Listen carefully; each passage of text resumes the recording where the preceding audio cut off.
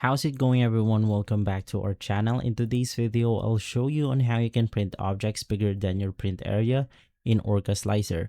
So let's say that I have this extremely big model on my printable space. What you can do is to use the cut function. So simply select your model, click on this icon right here. You can also use the C keyboard to navigate as a shortcut, and then basically you can then adjust the cut functions the way you want to.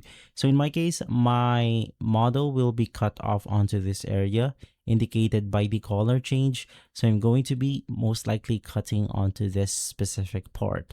Now, in order to make this a little bit better, where if I connect them after printing, it's going to be a lot easier by adding some connectors.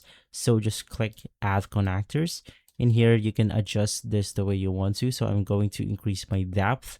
Same thing with the size. And then I'm going to apply a hexagon connector. So all you have to do is to just click on the part where you want to apply the connectors. So I'm going to apply this 4 connectors to make things easier. Click on confirm connectors and then click perform cut, and then it will split our objects right here into 2 parts. So head over to objects, and then basically what you can do is to delete the one part right here. But before you do that, you want to save it by right clicking on it, clicking on the export as one STL, and then you could just save this first part as an STL first. From there, you then want to simply delete it, and then it will only leave this first part right here. So just print this out, and right after, you can then do the same thing where you delete this, import or put in the first part of your STL, and then you could now print the other part of this huge model. So let's use another object as an example.